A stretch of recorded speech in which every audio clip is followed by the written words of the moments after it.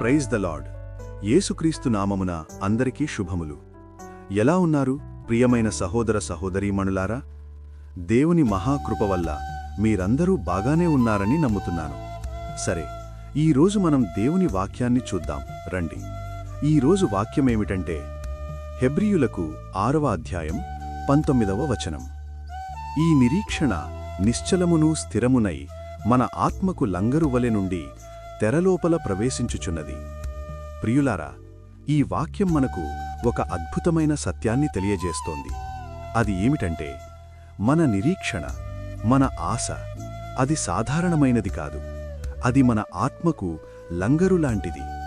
ఇక్కడ లంగరు అనే పదమేమిటంటే, ప్రియులారా, ఒక నౌక సముద్రంలో ఉన్నప్పుడు గాలులు వస్తాయి, అలలు ఎగసిపడతాయి, కాని ఆ నౌకను నిలబెడుతుంది అదే లంగరు. దాన్నే లంగరు అని అంటారు. లంగరు ఉన్నంతవరకు నౌక ఎక్కడికీ కొట్టుకుపోదు. అలాగే మన జీవితంలో కూడా సమస్యలు వస్తాయి, కష్టాలు వస్తాయి, అనుకోని పరిస్థితులు కూడా వస్తాయి.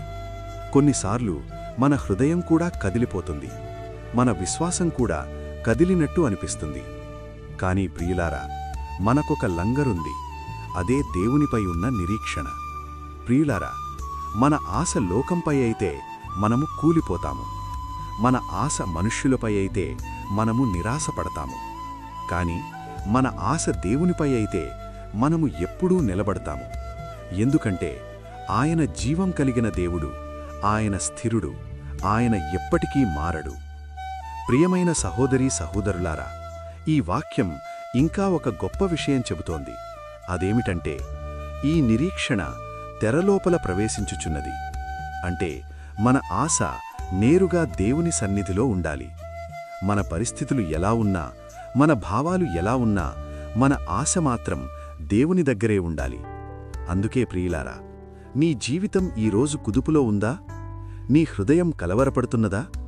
ఒకటి గుర్తుపెట్టుకో, నీకొక లంగరుంది. ఆ లంగరు దేవునిపై ఉన్న నిరీక్షణ. దాన్ని వదలకండి, దాన్ని పట్టుకోండి. ప్రియులారా, దేవునిపై నిరీక్షణ ఉంచిన జీవితం ఎప్పుడూ కదలదు, ఎప్పుడూ కూలిపోదు. ప్రభువైన యేసుక్రీస్తు వారి కృప నీకునూ మీ కుటుంబాలకునూ నిత్యమూ తోడయుండి ఆశీర్వదించునుగాక. ఆమేన్.